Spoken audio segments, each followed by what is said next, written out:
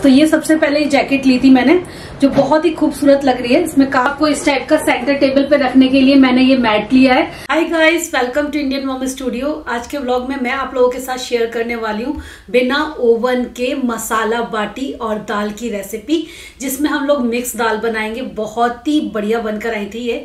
अगर आप पूरी रेसिपी देखोगे तो आपको बिल्कुल समझ में आ जाएगा कि कितनी जल्दी और कितनी आसानी से आप ये बिना ओवन के बना सकते हो। और इसी के साथ मैं शेयर करने वाली हूँ दिल्ली के जनपद गुजराती लेन मार्केट से मैं अपने घर के लिए अपने लिए क्या लेकर आई। लेकिन उससे भी पहले मैं बनाने वाली हूँ चाय की तलब बहुत देर से उठ रही थी। जब कभी भी मैं आप लोगों के साथ रेसिपी शेयर करती हूँ आप लोग उसे बहुत पसंद करते हो। Thank you so much. आपको मेरी बताई हुई रेसिपीज पसंद आती हैं। मलाई कोफ्ता तो रिसेंटली बहुत लोगों को पसंद आया।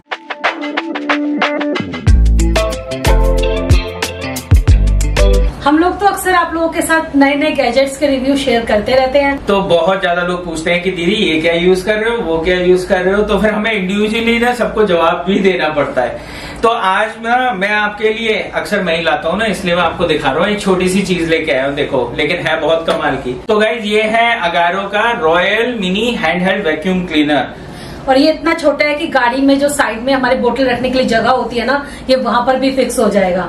और पता है आपके जो ग्लव बॉक्स होते हैं गाड़ी में वहां पर भी रख सकते हो। इवन ये घर के लिए भी बहुत बढ़िया है, इतना पोर्टेबल है, इतना छोटा सा है। कहते हैं छोटा पैकेट बड़ा धमाका, सच्ची में ये वही चीज है। अगर हाथ में ले लिया तो कोई ये बोलेगा कोई बोतल शेकर ले रखा है इन्होंने। हाँ, तो चलो इसके बारे में ना आपको जल्दी से बता देते हैं इसके साथ क्या क्या मिलता है और कितना इजी टू यूज है ये।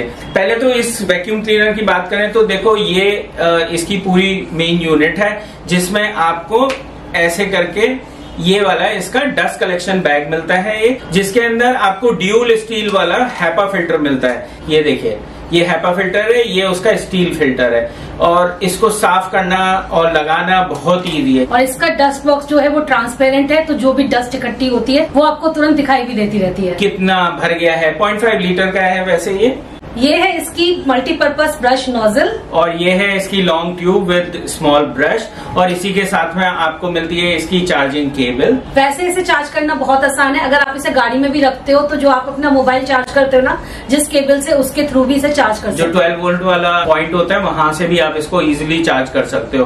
तो हैसल फ्री है, कोई जरूरी नहीं है कि आपको पावर का या आउटलेट चाहिए, और घर पे भी चार्ज करना है तो मोबाइल का जो चार्जर होता है ना उससे भी चार्ज कर सकते हो। तो ये है इसका ऑन एंड ऑफ बटन। जब इसे लॉन्ग प्रेस करते हैं तो ये ऑन हो जाता है, और उसके बाद जब आप इसे सेकंड टाइम प्रेस करते हो तो इसकी स्पीड बढ़ जाती है, और फिर से लॉन्ग प्रेस करने पर ये बंद भी हो जाता है। इसके अंदर 2 स्पीड मिलती है, एक मिनिमम और एक मैक्सिमम। मिनिमम पे ये 8 kPa पे काम करता है और मैक्सिमम पे 13 kPa पे। और ये 3 घंटे चार्ज करने पर 20 मिनट्स काम करता है। और इसके साथ इसमें एक और बटन है जिससे यहाँ पर लाइट ऑन हो जाती है। जैसे अंधेरी वाली जगह है गाड़ी में, तो वहां पर भी ये आसानी से क्लीन करने में हेल्प करेगा। गाड़ी के बारे में गाइज तो मैं ही बता सकता हूँ, इससे जो एसी के वेंट्स होते हैं वो इजिली क्लीन हो जाएंगे, सीट्स क्लीन हो जाएंगी। हम लोग लॉन्ग ट्रैवल पे जाते हैं, मफिन साथ में रहता है, और बच्चे भी अगर हैं, छोटे बच्चे, बड़े बच्चे, हम लोग खुद भी खाते पीते हैं तो नीचे गिर ही जाता है, नमकीन गिर गया कुछ, तो वो भी इजिली आप क्लीन कर सकते हो। है तो बड़ी ही काम की चीज। ये देखिए, इधर इसका इजिली मल्टीपर्पज जो नोजल है वो इधर ऐसे फिक्स हो जाता है।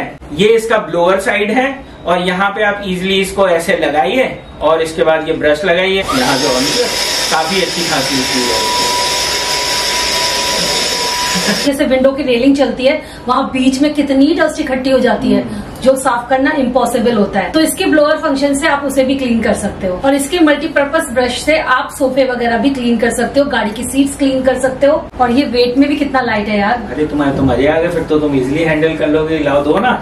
हाँ, और इसकी नॉइज भी काफी कम है क्योंकि इसके अंदर BLDC मोटर है, इसी वजह से इसकी लॉन्गेटिविटी भी ज्यादा है। और आप इसे केवल ड्राई वैक्यूमिंग के लिए यूज कर सकते हो, वेट वैक्यूमिंग मत यूज करना, वरना इसका हैपा फिल्टर वगैरह खराब हो जाएगा। तो अगर आपको ये प्रोडक्ट पसंद आया हो तो इसका जो लिंक है नीचे डिस्क्रिप्शन बॉक्स में मिल जाएगा, आप चाहें तो वहां से जाकर चेक कर सकते हैं। काफी काम की चीज है ऐसे। वाकई में इसे तो मैं ही रखूंगा। नहीं, मैं रखूंगी। नहीं मैं नहीं यार, मुझे सफाई करनी होती। नहीं भाई, मेरी गाड़ी के लिए अच्छा है ये। हाँ, आई एम श्योर आप लोग भी एक्साइटेड होंगे कि मैं क्या लेकर आई गुजराती लेन मार्केट से। लेकिन मैं सच पूछो तो बहुत सारा सामान नहीं लेकर आई हूँ, थोड़ी थोड़ी चीजें ही लेकर आई हूँ, क्योंकि मैं इस टाइम ना market day to day explore कर ही रही हूँ। मतलब वीक में एक बार मेरा किसी न किसी मार्केट में जाना हो ही जाता है, तो मैं कोशिश कर रही हूँ कि मैं लिमिटेड चीजें ही खरीदूं जो मुझे बहुत ज्यादा पसंद आ जाए या फिर जो मेरे पास हो नहीं ऑलरेडी, ऐसी चीजें। बाद में भी मैं एक आध बार मार्केट और जाऊंगी क्योंकि ये मार्केट मुझे बहुत पसंद आया है। तो मैंने चनिया चोली तो नहीं ली है वहां से, लेकिन कुछ चीजें ली हैं जो मुझे बहुत पसंद आई थी। तो ये सबसे पहले जैकेट ली थी मैंने, जो बहुत ही खूबसूरत लग रही है। इसमें काम भी बहुत बढ़िया हो रहा है, देखो कितना सुंदर वर्क है, मिरर वर्क है। फेक मिरर है, वैसे रियल मिरर नहीं है। रियल मिरर जहाँ पे भी होते हैं ना, वो बहुत हैवी कर देते हैं कपड़े को। ये फेक मिरर ही ज्यादातर आपने देखा होगा यूज करते हैं लोग। तो पीछे भी इसमें ना कहते हैं आपको एम्ब्रॉयडरी मिल रही है, पीछे भी सेम एम्ब्रॉयडरी है, लेकिन वो सिर्फ आपको नीचे मिल रही है। बैक इसका प्लेन रहने वाला है। अदरवाइज ये जो जैकेट्स होती है ना, किसी भी प्लेन कुर्ती के साथ आप पहन लीजिए, बहुत अच्छी लगती है। वरना आप स्कर्ट्स के साथ पहन सकते हो, स्कर्ट के नीचे आपने क्रॉप टॉप पहना एंड देन इसको डाल लीजिए, तो एक अच्छा सा इंडो वेस्टर्न लुक तैयार हो जाता है। तो मुझे तो ये काफी प्यारी लगी। और सेकंड चीज मैं जो लाई हूँ वो कशिश के लिए लाई हूँ। कशिश कॉलेज गोइंग है, तो वो इस टाइप के बैग्स बहुत यूज करती है। मैं उसके लिए हांगकांग से लाई थी वो वाला बैग, तो उसे इतना पसंद आया था कि वो अब लगातार यूज कर रही है अपने कॉलेज में। आजकल क्या है ना, इस टाइप के शोल्डर बैग में काफी सारे डिजाइन चलने लगे हैं जब से ये बहुत ज्यादा फेमस हुआ है। और जो मैं इस बार लेकर आई हूँ वो लेकर आई हूँ इस टाइप का पैटर्न। ये क्रोशिया में है, सारा क्रोशिया वर्क हो रहा है इसमें, हैंडमेड है ये। और वैसे इस तरीके से पीछे से प्लेन है, आगे से इस तरीके से। और ये आपको इसमें बेल्ट मिल रही है, लेकिन ये कपड़े की नहीं है, ये मैंने घर पे आके नोटिस किया। ये रेक्सीन की है, तो शायद इतनी ड्यूरेबल ना हो। लेकिन यार वैसे तो उन्होंने ये 700 रुपीज में बोला था, लेकिन हम लोग लेकर आए 300 रुपीज में। तो यहाँ पर जिप लगी हुई है इसमें और एक पॉकेट भी है अंदर। तो मेरा तो मार्केट जाना आना लगा रहता है और मैं आप लोगों को भी अच्छे अच्छे टूर देती रहती हूँ। इससे मुझे खुद को बहुत मजा आता है नई नई जगह देखने में, और आपको भी हेल्प मिल जाती है। तो मुझे ना अब प्राइसेस का ना आइडिया हो गया है कि कौन सी चीज किस जगह पर आपको प्राइस में ज्यादा मिल रही है या कम मिल रही है। बार्गेनिंग का भी स्किल्स बढ़ जाता है जब आप इतना मार्केट घूमते हो। पहले एक टाइम था जब मुझे थोड़ी सी भी बार्गेनिंग नहीं करनी आती थी, लेकिन अब इतना मैं मार्केट के टूर वगैरह आपके साथ शेयर करती रहती हूँ, तो उसकी वजह से मुझे थोड़ा बहुत अंदाजा होना स्टार्ट हो गया है। कभी कभी मुझसे भी गड़बड़ियां हो जाती हैं, तो प्लीज जज मत करिएगा। और ये तो मुझे अच्छा लगा 300 रुपीज में। मुझे थोड़ा महंगा लग रहा था, लेकिन फिर मैंने देखा कि इस पे क्रोशिया वर्क हो रहा है, वो भी हैंडमेड है, तो इस हिसाब से ये ठीक है। और फिर मैं दिखाती हूँ आपको इस टाइप का सेंटर टेबल पे रखने के लिए मैंने ये मैट लिया है। इसके स्क्वायर वाले मैट भी मैंने लिए हुए हैं, तो मैंने सोचा अब की बार ये सेंटर टेबल है या फिर डाइनिंग टेबल है उस पे रखने के लिए लेती हूँ। रनर भी है मेरे पास। वो जो रनर होते हैं ना, ज्यादातर फेस्टिवल पे ही काम आते हैं, क्योंकि उन्हें बिछाने से ना पूरी फेस्टिव वाइब आ जाती है घर में। तो जरूरी नहीं है कि मैं उन्हें डाइनिंग टेबल पे ही डालूं। मेरे यहाँ पर जो वैनिटी देख रहे हैं, मैं यहाँ पर भी डाल देती हूँ फेस्टिवल के टाइम पे। ऐसी जितनी भी डेस्क होती है ना, मैं उन सब पे डाल देती हूँ, तो पूरा घर में ना अच्छा सा लगता है। तो वैसे इसका प्राइस उन्होंने 250 बोला था, लेकिन मैंने इसे 100 रुपीज में लिया है। और हाँ, जो रनर है ना इसी टाइप के, वो भी आपको 250 में लग जाएंगे। वो बोलते तो 500-600 है, लेकिन आप अगर थोड़ी बहुत बार्गेनिंग करोगे तो 250 तक आ जाएंगे, क्योंकि ये वाले डिजाइन काफी कॉमन हो गए हैं अब मतलब मार्केट पूरा भरा रहता है इन चीजों से, तो काफी साल से रिपीटेड हो रहे हैं, तो इसीलिए इनके प्राइस उन्होंने कम कर लिए हैं। बाकी आती है ऑक्सीडाइज ज्वेलरी की बात या सिल्वर ज्वेलरी की बात, तो इसके प्राइस फिक्स थे, क्योंकि ये ऑलरेडी 100 रुपीज में मिल रहे हैं। ये कहीं से भी ले लोगे आप, 100 रुपीज की रेंज में आपको मिल जाएंगे। और थोड़े और हैवी वाले जो होते हैं वो थोड़े महंगे मिलते हैं, फिर वो 300-400 की रेंज में मिलते हैं। लेकिन ये लाइट है, ये एक टाइप का मेटल है, जिसकी वजह से ना क्या होता है, ज्वेलरी का जो वेट है वो लाइट हो जाता है। और इसमें जो खाली इयररिंग्स लोगे, तो इयररिंग्स में भी काफी सारे डिजाइन मैंने दिखाए थे, तो इयररिंग्स भी 50 रुपीज में थे। यहाँ पर आपको इयररिंग्स भी मिल रहे हैं, साथ में मिल रहा है नेकलेस, और नेकलेस का डिजाइन कुछ इस तरीके से है, हल्का सा डिजाइन है। गरबा के टाइम पे इस टाइप की सिल्वर ज्वेलरी अच्छी लगती है, तो ये काफी सेल हो रही थी इस टाइम। इसके साथ अगर आप पहनना चाहो तो इस टाइप के इयररिंग्स भी बहुत अच्छे लगेंगे। तो ये थे ये वाले। फिर मैं ये लेकर आई हूँ कशिश के लिए, ये 100 रुपीज का है, और इसमें सीट वगैरह लगे हुए। ये डिजाइन तो वैसे काफी टाइम से मिल रहा है, सरोजनी नगर में देखा था मैंने फर्स्ट टाइम। ये ना प्रशांत को चलते चलते पसंद आ गए थे, इन्हें ये बड़ा पसंद आया कोस्टर। तो ये हार्ट शेप में है कोस्टर और ये 250 के बोले थे, लेकिन हम लोगों ने इसे 100 रुपीज में लिए हैं। इसमें 3 ही मिल रहे हैं। क्वालिटी वाकई बहुत बढ़िया है इसकी और सीक्वेंस का वर्क हो रहा है, लिखा हुआ है हग मी, काफी अच्छा है। लेकिन यहाँ पर भी ना थोड़ी सी हो गई झोलझाल। देखो 2 डार्क शेड के रखे हुए थे और एक इसमें बीच में लगाया हुआ था लाइट शेड का। आपको खुद डिफरेंस पता चल रहा होगा, इस तरीके से थे ये। तो कौन खोल के देखता है, थोड़ी बहुत तो देखो ये चलता है इन सब मार्केट में तो, लेकिन कोई ऐसा कुछ है नहीं कि बहुत ज्यादा अलग सा लगे। इसे भी हम काम में ले सकते हैं और ये 3 मिले हैं। तो प्राइस वाइज भी ठीक थे 100 रुपीज में, और क्या ही ले लोगे आप। बाकी आप लोग सोच रहे होगे चनिया चोली वगैरह के बारे में कि मैं क्यों नहीं लाई। भाई मैं सच पूछो तो मुझे इतनी पसंद आई थी वहां चनिया चोली। एक शॉप पे तो खासतौर से मुझे बहुत अच्छे डिजाइन लगे थे और मैं सोच भी रही थी लेने की। फिर मैंने सोचा मैं अभी और एक्सप्लोर करती हूँ, क्योंकि मैं तो मार्केट घूमती रहती हूँ। तो अगर कहीं समझ में नहीं आएगा तो लास्ट में जाके वहीं से ही ले लूंगी। कशिश आ गई तो कशिश के लिए भी जाऊंगी, उसे भी लेनी होगी अपने लिए कुछ ना कुछ। तो ये चक्कर शायद फिर से लगे मेरा वहां पे, लेकिन कब लगेगा अभी आइडिया नहीं है। आज का लंच होने वाला है बहुत ही इंटरेस्टिंग। सबसे पहले बनाते हैं मिक्स दाल और उसी के साथ बनाएंगे मसाला बाटी, वो भी विदाउट ओवन। इसके लिए चना दाल, काली उड़द दाल, हरी मूंग दाल, सफेद उड़द दाल, अरहर दाल और साथ में बहुत थोड़ी सी मैंने इसमें डाली है लाल मसूर दाल। सारी दालों को मिक्स करके अच्छे से पानी से 2 से 3 बार वॉश करके इसको सोक करने के लिए 10 to 15 मिनट के लिए छोड़ूंगी। इससे ज्यादा देर के लिए नहीं, वरना छिलके ऊपर से उतरने स्टार्ट हो जाते, फिर अच्छे नहीं लगते। तो इस तरीके से बस दाल सोक हो चुकी थी। उसके बाद मैंने इसे कुकर में डाला और बस मैंने इसमें हल्दी डाली है, थोड़ा सा नमक डाला है और इसमें मैंने 3 विसिल लगाई थी लगभग। दाल को बहुत ज्यादा खड़ा भी नहीं बनाना है और बहुत ज्यादा गलाना भी नहीं है, तो मुझे लगता है 3 विसिल काफी रहती हैं। दूसरी तरफ मैंने थोड़ी सी मटर बॉईल होने के लिए रखी थी, वो किस पर्पज से रखी है थोड़ी देर में बताती हूँ। विसिल आ गई थी यहाँ पर और थोड़ी सी चॉपिंग भी मैंने कर ली है। प्याज, टमाटर, अदरक और लहसुन, हरी मिर्च, धनिया पत्ती, ये सब कट करके रख लिया था। तो मिक्स दाल कुछ इस तरीके से बनकर आई है। अभी गाढ़ी लग रही है। अब हम इसमें डालेंगे गर्म पानी अपने रिक्वायरमेंट के हिसाब से। खूब गर्म पानी मैंने इसमें डाला था, ठंडा पानी बिल्कुल मत डालिएगा वरना दाल खराब हो जाएगी। यहाँ पर अब हम लगाएंगे इसमें तड़का। तड़का लगाने के लिए मैंने यहाँ पर देसी घी लिया है और साथ में बटर भी मिक्स किया है। आप चाहे तो टोटली देसी घी में भी लगा सकते हैं। यहाँ पर मैंने जीरा डाला है, थोड़ी सी हींग डाली है, अदरक और लहसुन डाला है कद्दूकस किया हुआ। उसके साथ मैंने 2 हरी मिर्च डाल दी थी, 1 बारीक कटी हुई प्याज डाली है। इसे अच्छे से भून लिया था मैंने ब्राउन होने तक।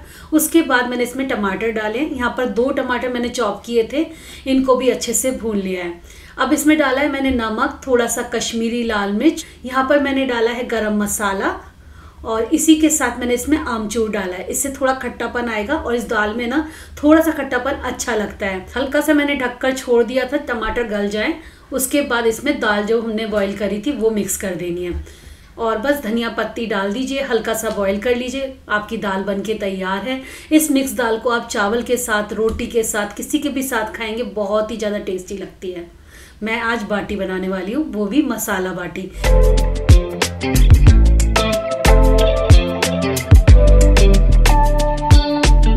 बाटी लगाने के लिए हमें चाहिए 2 कप गेहूं का आटा, 1/3 सूजी, 2 बड़े चम्मच देसी घी, पानी रिक्वायरमेंट के हिसाब से, सॉल्ट टेस्ट के अकॉर्डिंग ज्यादा या कम रख सकते हैं, अजवाइन 1/2 टेबल स्पून और ये है 1/2 टी स्पून के करीब सोडा।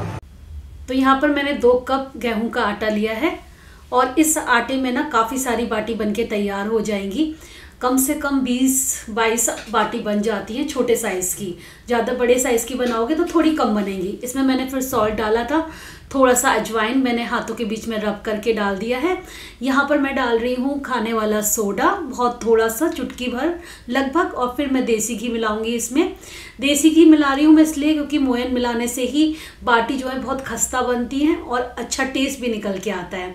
इसी के साथ अगर आपके पास घर की मलाई है तो वेल एंड गुड, घर की मलाई भी आप डाल दीजिए 3-4 चम्मच। मेरे पास इतनी नहीं थी, जितनी रखी हुई थी 1-1.5 चम्मच मैंने बस वही मिक्स करी है। आटे के साथ अच्छे से मिक्स कर लीजिए। आटे के दाने दाने में ना अच्छे से मोयन जो है मिक्स हो जाना चाहिए और मुट्ठी इस तरीके से बंधनी चाहिए, बस हल्की सी बंधे। आपका जो आटा है वो परफेक्ट है बाटी बनाने के लिए। अब इसमें पानी मिलाकर धीरे धीरे हल्का हल्का पानी मिलाइए और उसकी हेल्प से इस आटे को लगा लीजिए।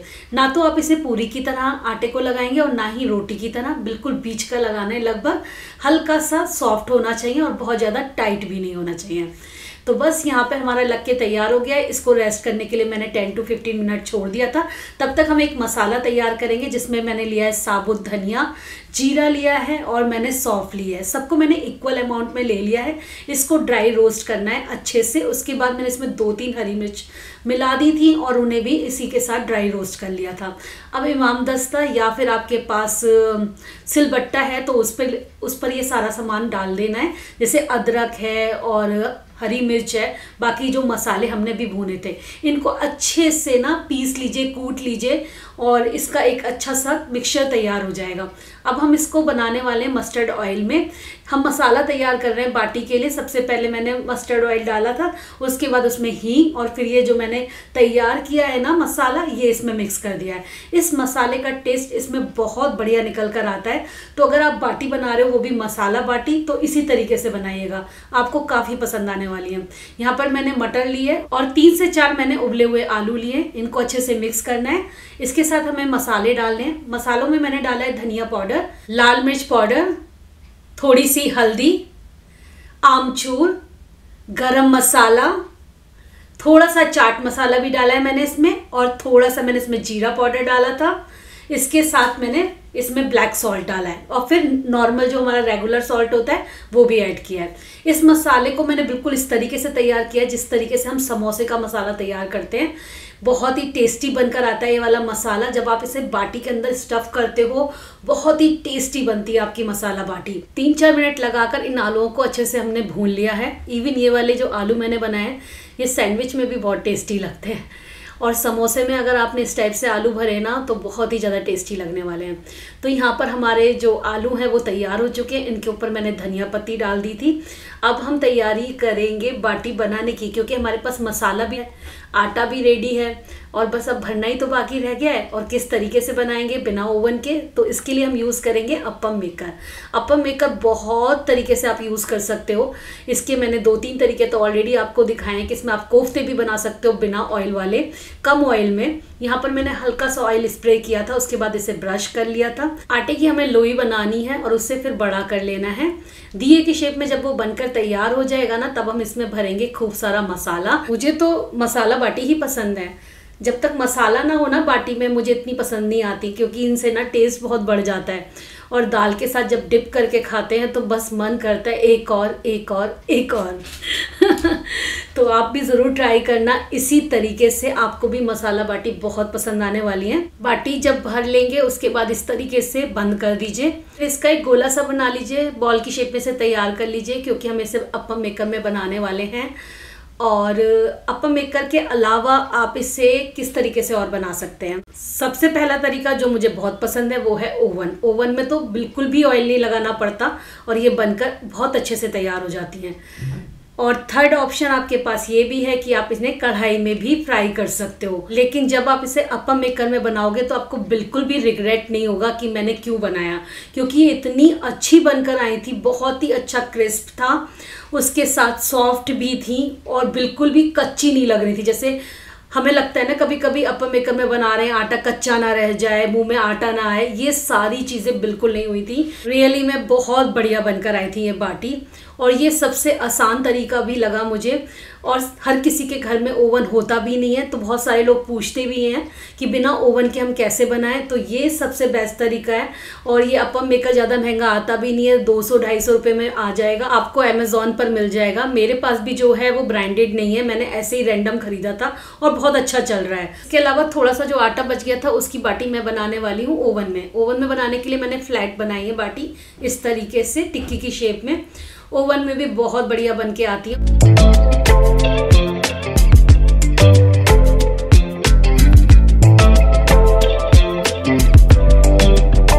अब लगाते हैं लंच की थाली। इसमें मैंने सबसे पहले आम का अचार रखा है जो कि मुझे दाल बाटी के साथ बहुत पसंद है। साथ में मिक्स दाल रखी है और बाटी को देसी घी में डिप करके सर्व कीजिए थाली में। बहुत ही ज़्यादा लाजवाब आज का लंच बना था। मुझे तो इस टाइप का लंच बहुत पसंद है। जब मैं इस टाइप का लंच करती हूँ तो सुकून से बैठ के टीवी वगैरह देखते हुए आराम से खाती हूँ। आप लोग भी आ जाओ, बहुत ही टेस्टी बनी थी। और मैंने देखो ये इस तरीके से खोलकर भी आपको दिखाई है, बिल्कुल भी कच्ची नहीं थी अंदर से। ये अप्पम मेकर में जो बाटी बनाई थी ये वो वाली है। और लीजिए आप लोगों के लिए सबसे पहली बाइट। सच में बहुत बढ़िया बनी है बाटी, आटा बिल्कुल भी कच्चा नहीं लग रहा है। अप्पम मेकर में आप भी ट्राई करना, मज़ा आ जाएगा आपको। इतना इजी क्विक है, थोड़ा सा बस टाइम टेकिंग होता है क्योंकि आपको बार बार पलटना पड़ता है, लेकिन बहुत बढ़िया बन के आई है।